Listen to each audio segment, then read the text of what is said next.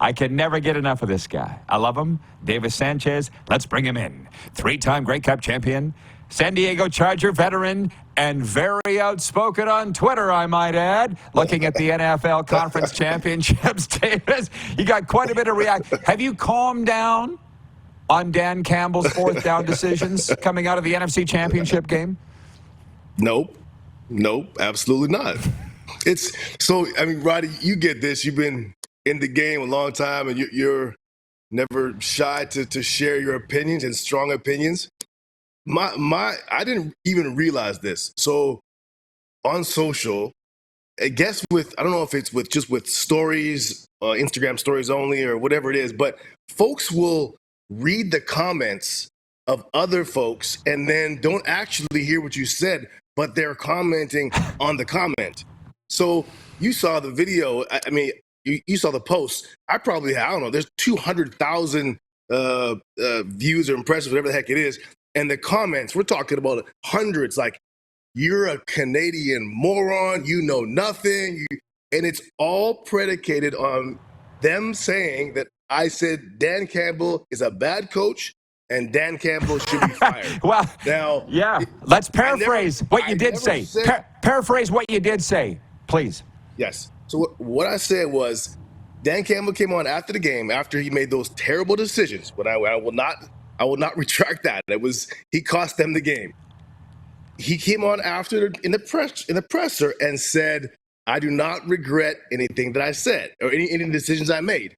I said my paraphrasing, I said in 6 weeks from now, after he calms down and lets all this play out, think about it, cool down, if he's still unable to look back and say, okay, if I get in this situation again, I would at least think about doing things a bit differently, potentially. So think about it. That's all I said. Think about it. If he's not willing to do that, if I'm in that locker room, I may not want him as my coach.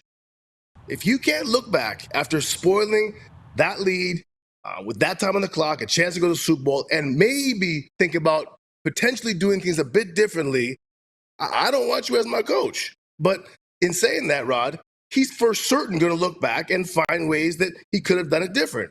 And that's simply what I said, which is nothing. That is not saying fire Dan Campbell. That's not saying Dan Campbell's not a good coach. That's saying Dan Campbell can't say he doesn't regret anything and he would not do anything different. That'd be ridiculous. And if he says that he wouldn't do anything different or wouldn't look at it differently, now, I don't want him as my coach. Did you not say he's coaching this like he's playing Madden and like he's got a 6-foot bong in his basement? Was that not your tweet? Wasn't that? I'm serious. Didn't you say that? I absolutely did. He was coaching like that. He was coaching. I mean, look, I might have been at one point in my life in my basement with a bong and playing Madden, and that's the type of stuff I might have said. I mean, we're talking about, it's fourth and 12. I'm going for it. Pass me the Doritos. Like, what are you doing? 7 minutes left in the third quarter of an NFC Championship game. You're a team that has a good running game, and you can go up 17 points.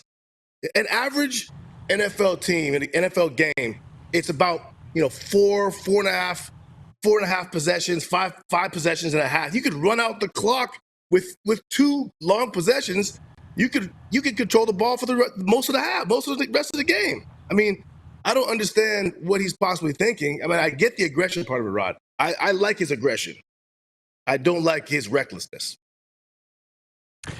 There's one guy out of all these voices that defended him, and it was Rex Ryan. And he said, I know what he's trying to do. He's trying to bury him because he's thinking he's going to convert, and they're going to put it in the end zone, and they're going to be up 21. Can you see that? Okay, so if you're up 21, how many scores is that, Rod? 3. Right. If you go up 17 with a field goal, no, it's 3. You're right, it's 3. But if you go up, if you kick a field goal there and you go up 17, how many scores is that? Still 3. It's also 3. Yes. Like, yeah. And to add to this, and I would add it further. And I'm saying, like I said, I'm not saying you should fire Dan Campbell. That'd be moronic. It's not like fire Dan Campbell. No, it's not that. It's if Dan Campbell can't look back and find ways to adjust to this, or potentially if he's in this situation again, how would he manage it differently? That's all. We all, in all of our lives, we all have those situations where we look back and say how we could have done things different. But adding to that, okay, Sure. it's different on that, the third down, the fourth down in the third quarter. If it's different if that's a play that ices you the game. So let's say you're trying to round the clock, you get a first down and the game's over. Or it's 4th and goal and you're going to score there. If you do get a first down there, Roddy, if you go for it and you get a first down, it still does. You're not necessarily guaranteed a touchdown. You still might kick 3 later on in the drive. You're not scoring a touchdown. You're just getting a first down. You might kick 3 later. It doesn't make sense. That's the big. I mean, the other one in the fourth quarter is ridiculous too. The field goal to tie is ridiculous, but I think the third quarter one's even worse because that was all the momentum that now the Niners have momentum.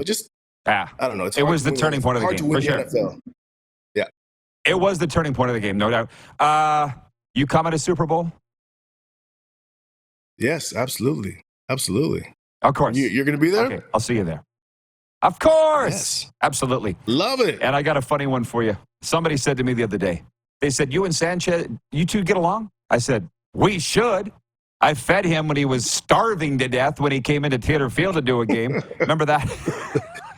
Absolutely. You took me to not eat before the game? What happened that day? Oh, yeah. I don't know, but you took me up to some special suite where they pulled out all sort of prime rib and beautiful salads and all sort of good stuff. And Roddy just took me in some back door, and there it was. The lovely ladies, here you go. I said, I'm with the right guy. Yeah, I think you talk about the prime rib. You grabbed a hot dog first. I was watching. But anyways, we got to talk about CFL free agency because people are going off about it. It's not the most salacious group, especially with Drew Brown being traded and signed. But there are some names, unless I've misread it. What do you think about this pool available here later this month? Yeah, I mean, look, at this point in time for me, with CFL free agency the last couple of years, with there being, the 1-year contracts and 100 free agents, I basically sign off. Like I haven't even looked at it yet. I don't even know who's a free agent, Roddy. I'm knee deep with 32 NFL teams right now. I will cover the CFL draft, and I'm sure as the names start trickling out free agency wise, I'll dump into some of what these signings mean to these teams in the offseason. I'll jump into that in a few weeks. But right now it's not. I can't do it all. You're good. I went on the radio in Edmonton the other day to talk about this, and that's when I looked it up. I hadn't looked at it before. Yeah. So it's all there. It's all there at CFL.ca. So once we get through Super Bowl, that will be the next thing, and it is exciting. I mean, we got about 90 seconds here, but the thing is, you can, unless I've read it wrong with the 1-year deals, you could flip your team's fortunes pretty fast if you did it right with your spending in the CFL, right? Absolutely. I mean, it's year to year. Every team can. You have a chance. There's no rebuilds. It's what are we doing this year? Let's go. So that's for some teams struggling. That's good. You don't have to wait. You can rock and roll. It'll be interesting to see what happens to these quarterbacks too, because obviously a lot of movement there, and some of the older guys who can still play. Looking in Saskatchewan, looking at Bo out here, and how's it going to play out? Jeremiah, even who's now relegated to backup, which I think he could also potentially be the starter. So. Who knows? Yeah.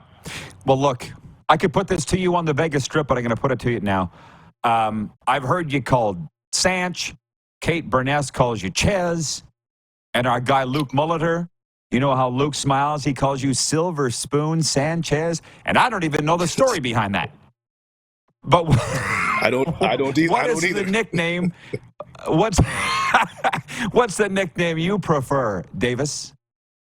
I mean, I'm Chez. Everybody calls me Chez. All my boys, many of my friends growing up call me Chez Sanchez. The only one that calls me Davis. My mom called me Davis when I was in trouble, and my wife now calls me Davis when I'm in trouble. Okay. Well, here's the thing about Luke, and you played with him in Montreal, right? I never played with Luke. No, Or maybe you didn't. But you know Luke. You know Luke. And absolutely, he my guy. wants my guy. He wants you to think he's so bad, and he's not. He's got money from some snooty Toronto suburb. He's got money, so I think that's why he calls Silver Spoon Sanchez. He wants to put us off his trail. So, okay, Davis. That might be the case.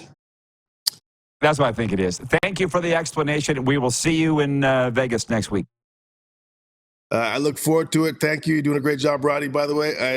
I never said that. Check that out on social. I never once said Dan Campbell should be fired. So it's hilarious that people on social don't actually watch your video or what you actually said. I find it quite amusing. Love you guys. Keep up the good work. Love you too, pal. Thank you. David Sanchez, giving him the chance to set the record straight today.